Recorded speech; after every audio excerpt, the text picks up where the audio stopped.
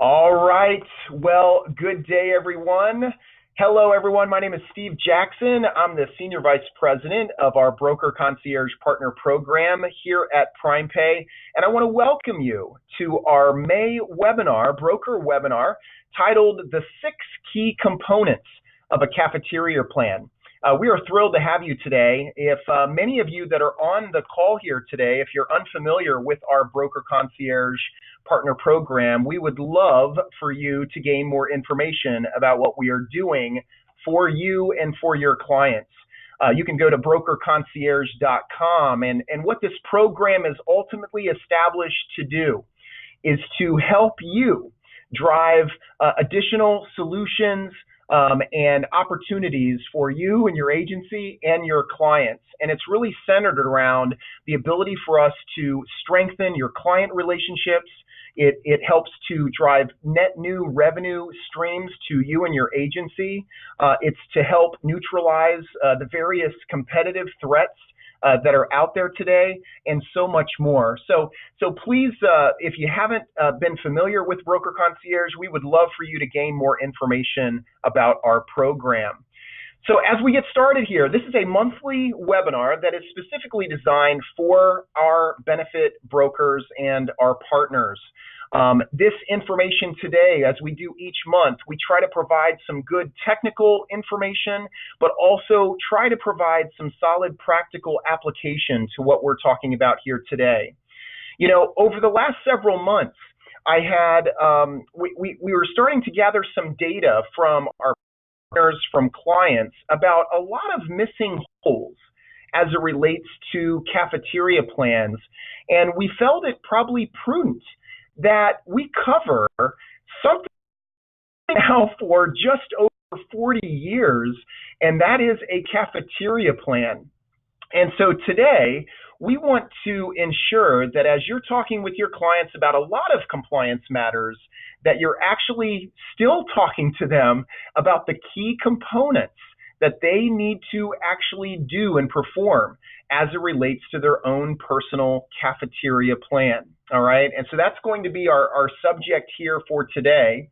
Let me see if I can get that going here. Right, there we go.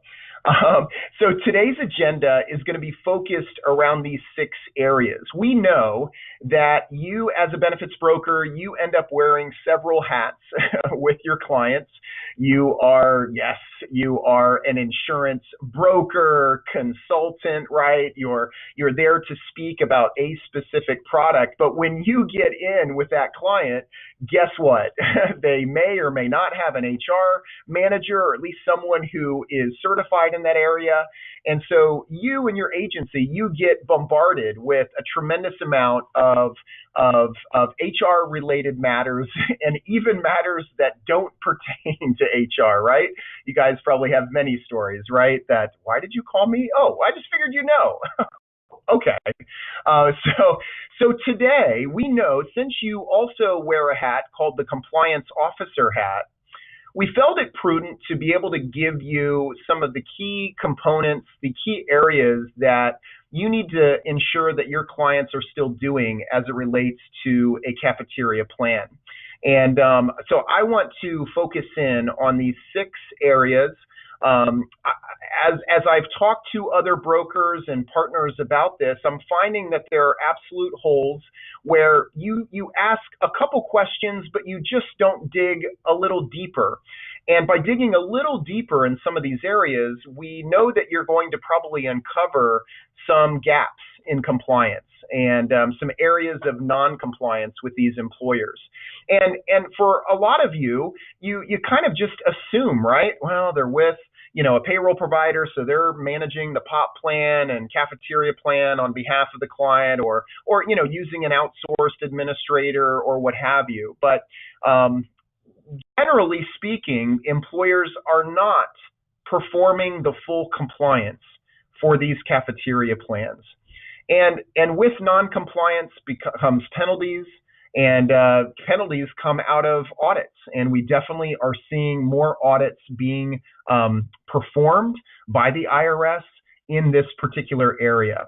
So you've seen here on the screen, I've listed 6 things, and I'm planning on going through these 6 things here with you here today. These are the 6 key components of a cafeteria plan. If you have any questions on any of these, I would just ask that you go to the question box in the GoToMeeting menu there, type in your question at any time, and then we will have someone after the webinar connect with you and get answers to your questions directly. Okay, so go ahead and type in your question at any time throughout. All right. So the 6 that I have listed here, the first is the written plan. Very, very important, probably one of the key. There's one other that's really important on this list, but number 1 is a big one, all right? The written plan. Number 2, a cafeteria plan is an offer of choice.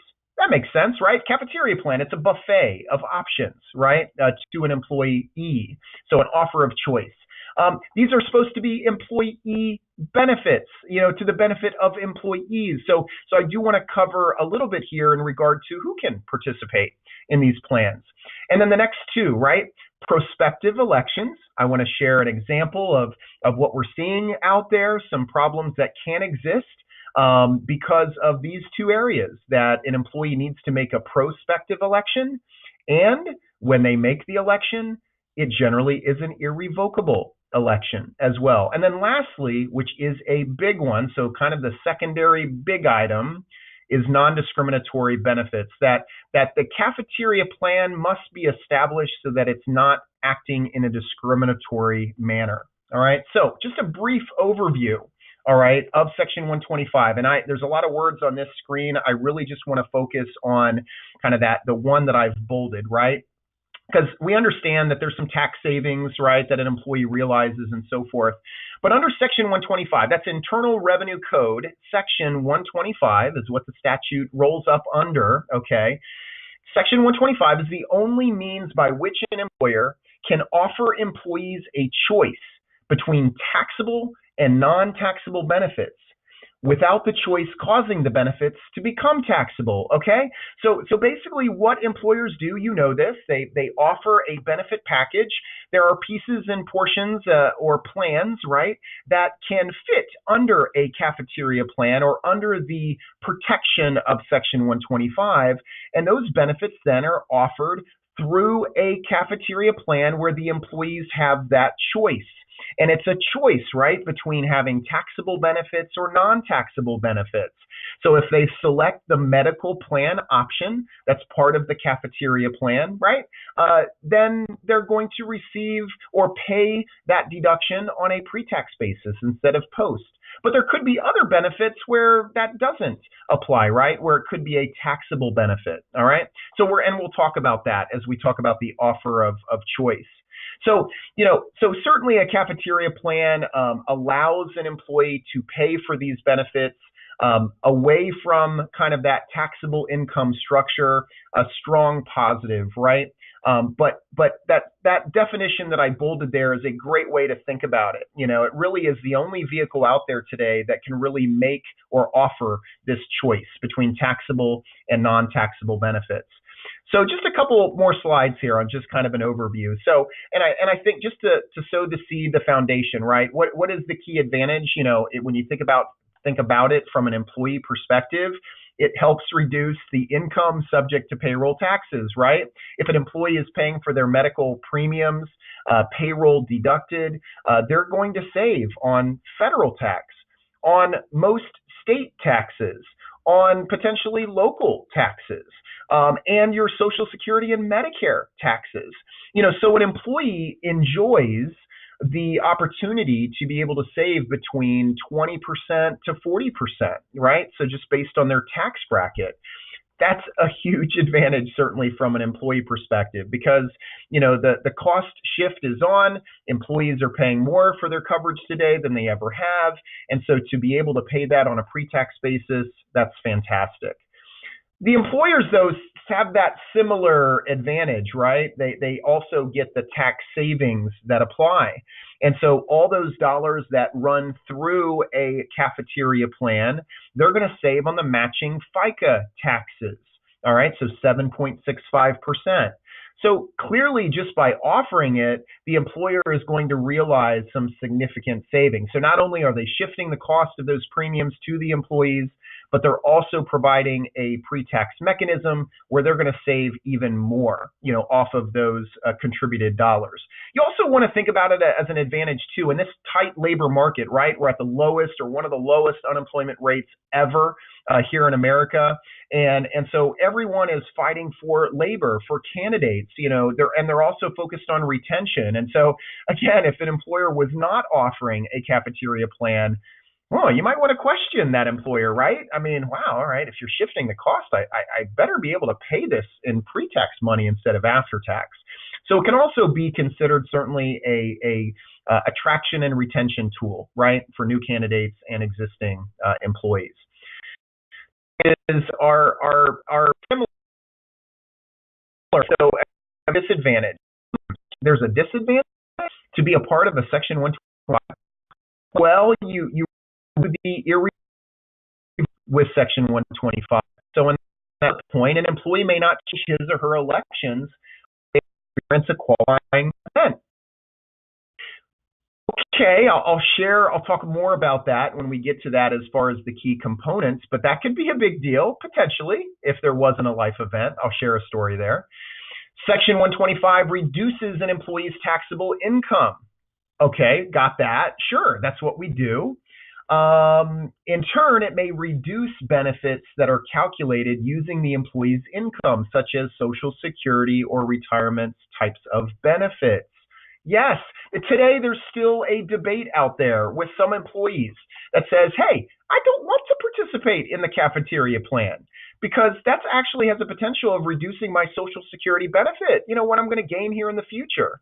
Now, I can win that debate every day of the week because what you gain in tax savings today more than outweighs what the benefit would be reduced in the future for Social Security. But nonetheless, right, that is or potentially a disadvantage depending on those who are truly depending on fully the Social Security benefit. And then when you just talk about health FSAs, and I'm not going to be focused today on flexible spending plans or anything like that, but at least today, but you still have a disadvantage of, the forfeit amount, the use it or lose it rule that does apply to a health FSA. And then key employer disadvantages. Yes, there is a cost, right, for compliance with a premium-only plan or a cafeteria plan. And so an employer would at least have that annual requirement of maintaining those plans each year. Now, I would say that the FICA savings alone from what the employees would be contributing through pre-tax contributions will greatly outweigh the cost to a cafeteria plan, but nonetheless, that is there. And then also from a health FSA side of things, there is risk of financial loss because if you guys are, remember with a health FSA, a person elects, they make their election for the full year and they can access that election from day one of the plan year. And if they were to access it when they haven't contributed anything to it, right, and then leave the company, that puts the employer at some financial loss. So that's there from an FSA perspective. But from a premium-only plan or cafeteria plan, mostly it's just going to be the cost of that compliance. So let's dig into each one of these. The first one is a big one. The written plan requirement. It's very specifically under ERISA and certainly under Section 125 that when an employer adopts, a Section 125 plan, that it must be in writing. One of the biggest areas in an audit that we saw here at PrimePay was that the IRS auditor recognized that they were making pre-tax deductions. And the IRS auditor goes, well done, employer. You have done a fantastic job by setting those up appropriately. Hey, I'd like to see your document. Well, that employer could not produce a document. And they had a fine and they owed back taxes because why? They didn't actually create or execute a plan. And so a written plan, right, is everything that you know that's in it. It's not a benefit summary. It's not a certificate of coverage. It's not an SBC. It's not an insurance master contract, right? It's a plan document that speaks kind of technically and non-technically, some practical, about your plan and what you are offering. And so as you see there in the statement, the document is a written document that describes the participant's rights, the benefits, the obligations within the plan, as well as the plan's terms and conditions for administering the plan. This document is probably between a 15 to a 30-page document, okay? So it's not a two-pager. It's certainly not a one-pager type of a document that you have, okay? So it does need to be a written plan. So they have to have the written plan document, and then in conjunction with the written formal requirements, as you know, under Section 125, as it does under ERISA, there is this aspect of informing those who are enrolled, the participants of your plan. And so Section 125 is no different. The summary plan description, there's also a separate summary plan description. Okay, this isn't the ERISA wrap document. I see one question that came up, just about ERISA in this. Section 125 has its own separate documentation. So it's a separate plan document and a separate summary plan description. Your ERISA documents are separate, okay? You have an ERISA plan doc and you have SPDs that correspond with the ERISA provisions, right? So what I'm talking about right here, specific to the cafeteria plan, so not only should your employers who are offering a group health plan have an ERISA plan document and a wrap document, right, and a summary plan description, they must also have a formal Section 125 plan document and SPD, all right? So the SPD is designed to inform the participants, right, of their benefits and rights under the plan. It's not necessarily the TPA's responsibility or the insurer's responsibility to distribute the SPD, but it's the responsibility of the plan administrator, which is often whom? The employer. The employer is responsible. And you see there, Department of Labor requires plan administrators to provide participants with an SPD within 90 days of coverage or within 120 days of the plan's effective date. So the written plan requirement is a big one. We see big gaps. If you ask the question to your clients, hey, are you pre-taxing your premiums for your employees? Oh, yeah, we got that. Yeah, absolutely. Don't stop there. Ask them about the document. Oh, so if an auditor were to come in right now, could you produce a document to give to them? Because they would need that. That actually shows that you have a plan, not just that you're pre-taxing deductions through payroll. The next big key component is an offer of choice. And I'll go through this actually pretty quick. It's pretty standard, right? There are some select, not all types of benefits can be offered under a cafeteria plan. There's things like an HRA, a health reimbursement arrangement that falls under Section 105 of the code. That doesn't flow under a cafeteria plan, right? That's a different type of a benefit. But these types of benefits that I have listed here, generally speaking, can be included as part of an overall cafeteria plan, and an employer would choose which benefits they plan on offering and then including them into the plan, which means that they have written them into the plan documents, okay? And so term life insurance up to a $50,000 death benefit can be made pre-tax. So there's some decisions there, what can be made pre-tax versus non-pre-tax. You also have decisions to make with the STD and LTD, so short-term disability and long-term disability. Many employers choose not to allow that to be pre-tax. Why? Because if you pre-tax the premium for short-term and long-term disability and you collect on the benefit becomes taxable.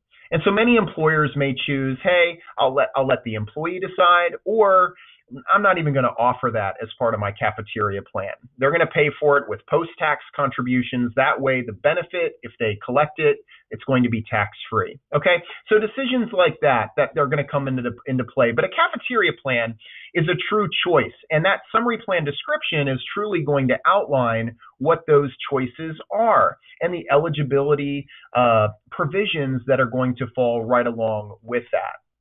Another key component, number 3, is really that you need to understand that it's an employee benefit.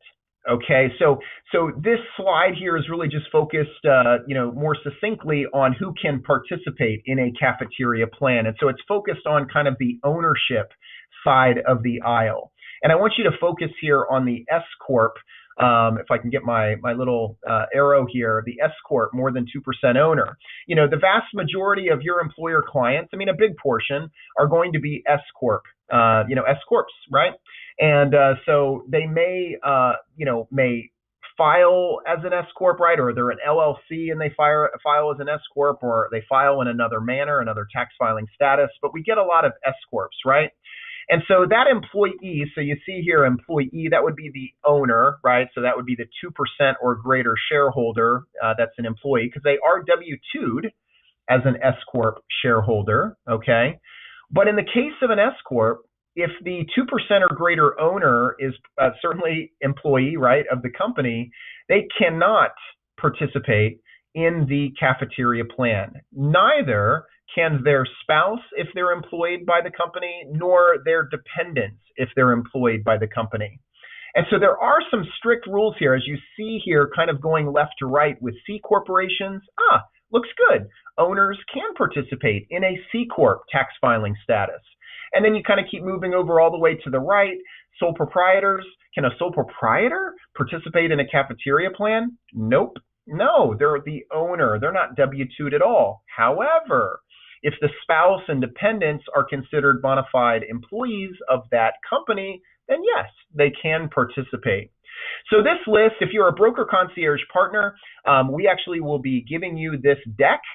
So you actually can have this and take this with you and kind of take a deeper dive in this. But it's important when you're talking to employers, maybe you're prospecting and talking about simple things, right? Like cafeteria plans, that you figure out who are the owners. What are the ownership's kind of role, right, in the company?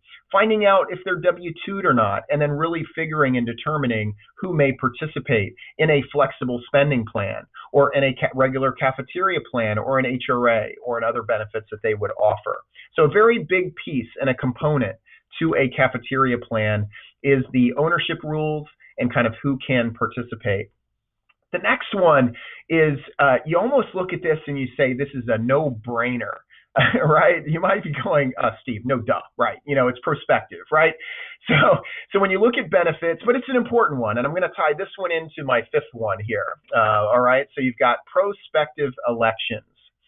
So you guys get it, right? So a plan is coming up here June 1st. Well, generally, you have an open enrollment period, right? You'd like to think 30 days prior to the effective date of the plan or some period there, right, that would give employees sufficient amount of time to make decisions about their elections, right? So that's pretty standard.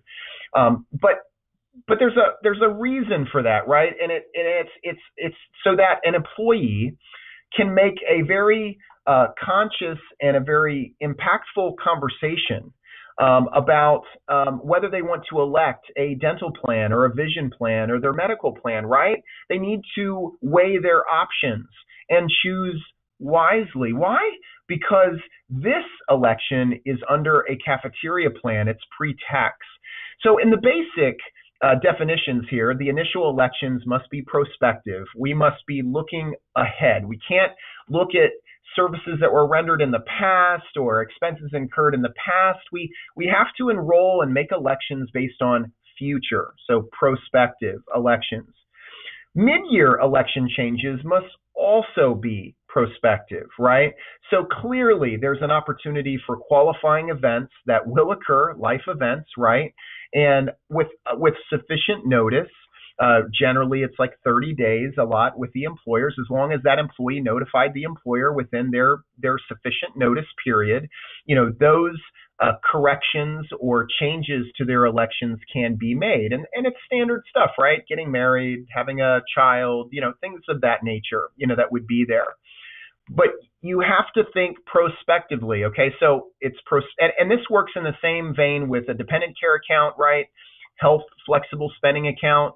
Before the plan year starts, before they incur one expense in the new plan year, they need to make their election. So it needs to be prospective, okay? So that ties in then to exactly why number 5 is a big deal as well. And that is, under cafeteria plans, as a key component, it also centers around irrevocable elections. All right, so here's the rule, right? Once an election is made, a participant may not change the election during the period of coverage. Okay, now typically a plan year is a 12-month plan year. Okay, I mean, normally, under normal situations, sometimes could be a short plan year, depending on how things are being structured, right? But generally a 12-month plan year. And before I get to permissible changes, I want to give you an example, just in a story. We had here recently someone who came to us, and an employer, and they said, hey, I have an employee who is enrolled in our dental plan, our group dental plan, and we're in the middle of the year, and this employee wishes to get out of the dental plan. They said, I don't need it anymore. Get me out of this thing. I'm done with it. And so just get rid of my policy. I don't need it.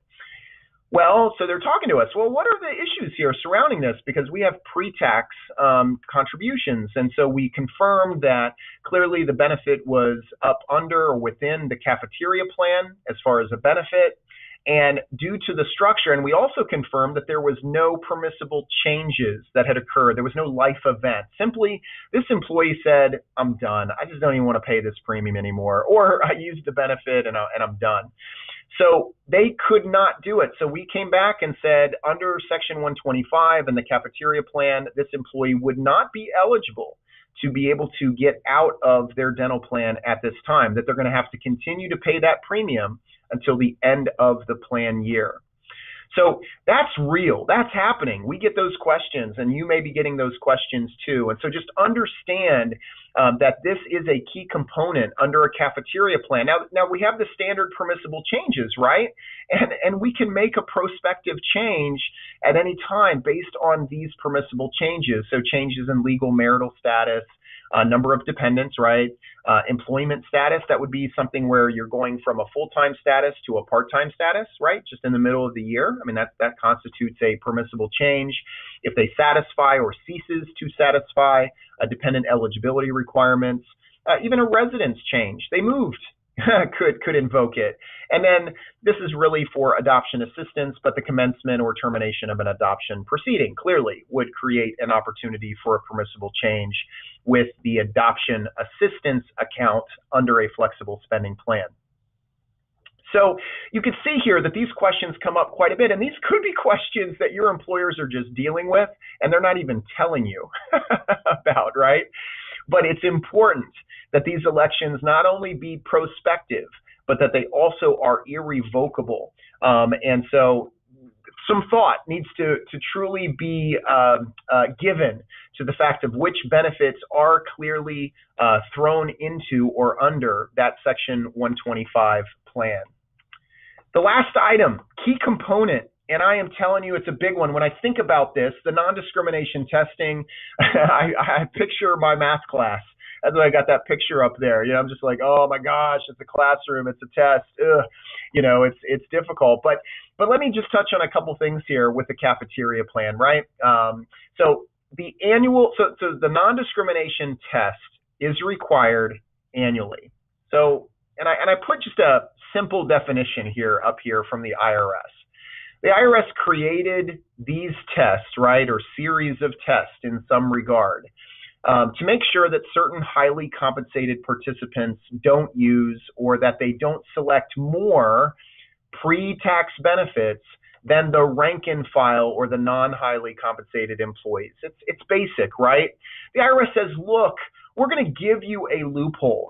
We're going to give you this pre-tax benefit opportunity, but we need you to follow some rules. If you're just providing the benefit so that your highly comped employees receive the benefit, no, you don't get the benefit. That's not what it's for. This is for your rank and file primarily. Not to say that the highly compensated can't participate, not at all.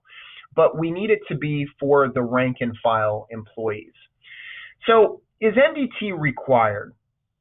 Absolutely. It's an annual test, and it must be performed and the results documented for each plan. So another deep question that you can ask, okay, hey, I see you're pre-taxing your deductions. Well done. Do you have a Section 125 plan document? Yep, check.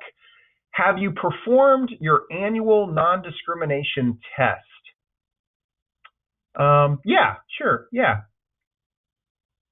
And then you get that pregnant pause, which I just gave to you. So then you follow up and say, so if an auditor were to come in and they wanted to see your results, do you actually have that in a report somewhere? So it has to be documented. Okay, so just don't perform a test somehow on a calculator, right? Get it in writing, put it in a report, attach it to your electronic file with your Section 125 plan, right? Because each test or the test need to be passed as of the last day of the plan year. So what happens if your plan fails the test? Well, if you do it before the last day of your plan year, that gives you some time to be able to make corrections in that plan year or taxable year, right? And be able to make those adjustments that are needed before the end of the year. But if you take the test after the plan year, which is the absolute wrong thing to do, because if you fail the test, you can't even make corrections in that year. Now you've got some issues, because benefits that fail the non-discrimination test are going to be included in gross income for the highly compensated participants. And if you do it after the plan year or after the taxable year, right, now you're dealing with amended W-2s. I mean, that's what you'd have to do to correct it. And so you don't want to do that. So if you do that in the plan year and in that taxable year, you may need to make some corrections to the highly compensated participants, but it's not going to be as drastic as those amended plans. So it's really important that these tests be made. And I do want to mention that for a premium-only plan, there are actually 3 tests that are required, okay? There's 3 of those that are out there. And I put just a list up here for you that I thought would be helpful to kind of visualize which tests apply to which parts of these cafeteria plans, right? But for a POP plan, the 3 tests are the eligibility test, the contributions and benefits test, and the key employee concentration test. So kind of 3 tests that apply to a POP. But I do want to know, and not to get into the crazy details of each test, but there is a safe harbor test for premium-only plans.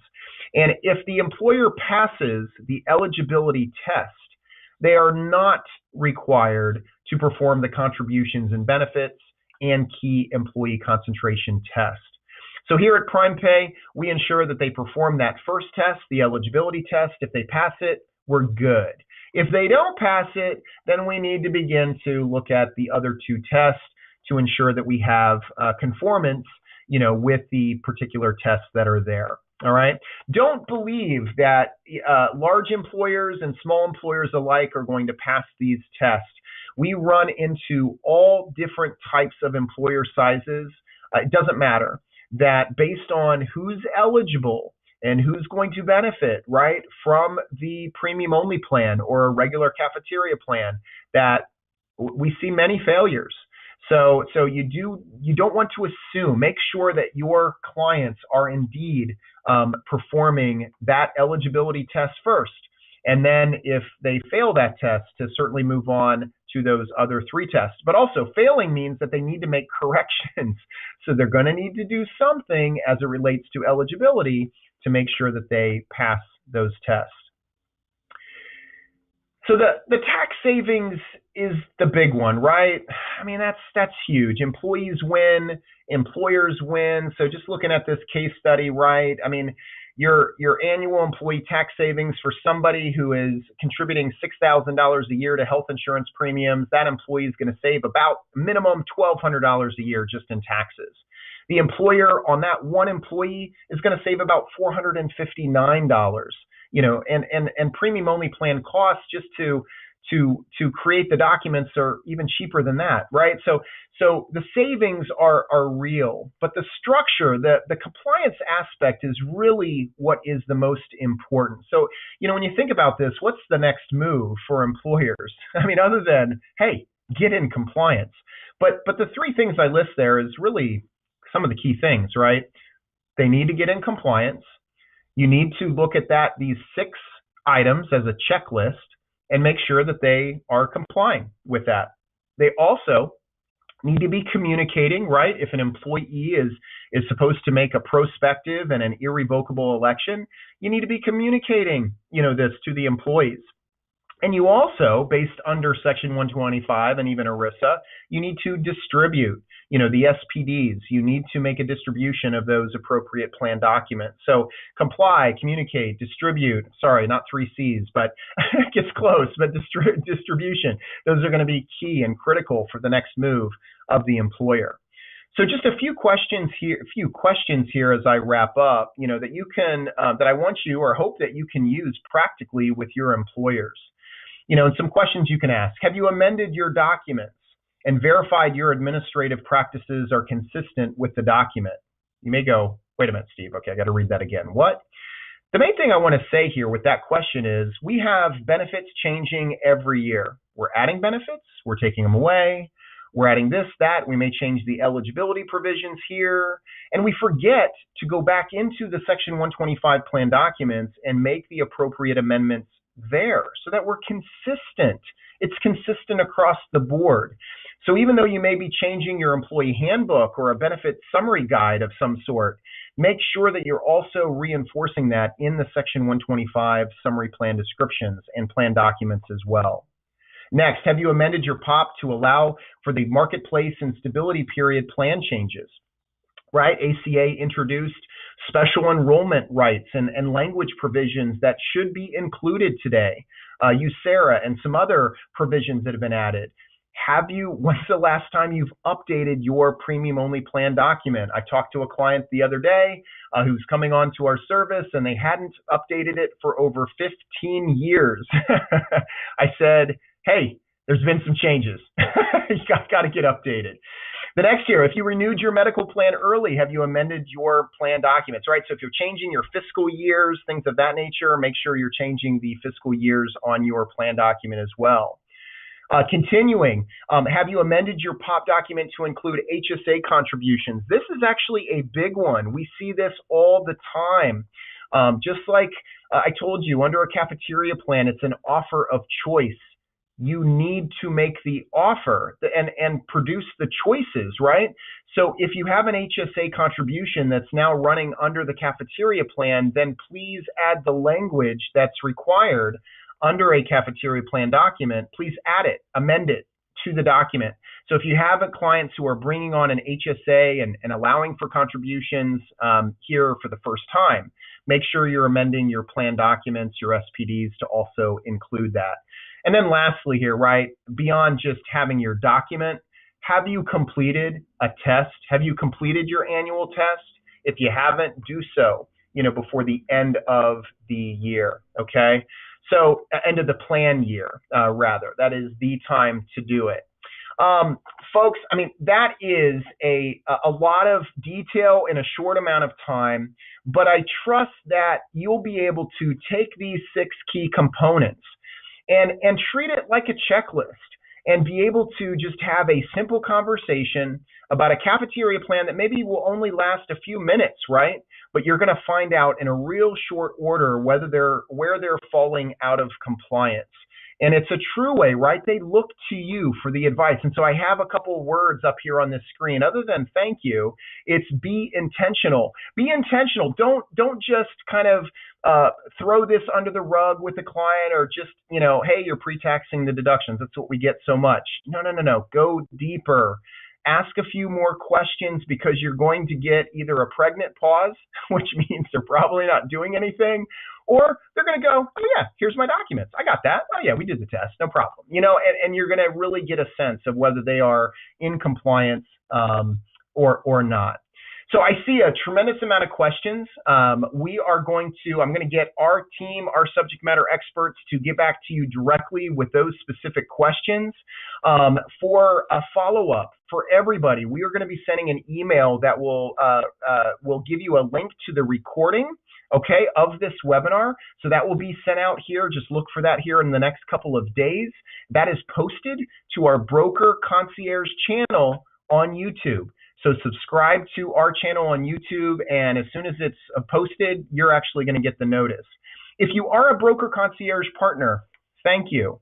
We'll also be able to provide you with a copy of this presentation and the slide deck. Okay, so you have that. And there'll be a couple other resources that we'll be able to provide to you as well.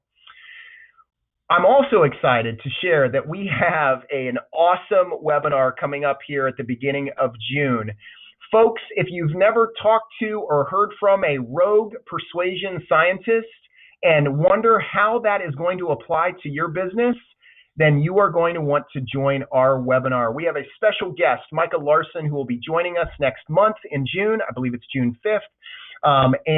We're excited to bring her on board and share some important aspects of your sales development with your agency. And I think she's going to have some wonderful points that you're going to be able to glean great information from. So join us. Look for invites coming soon with that webinar. So with that will conclude our webinar here today. Thank you so much for being a part of it. And look for our follow-up coming to you here shortly. Have a great day, and we look to see you next time.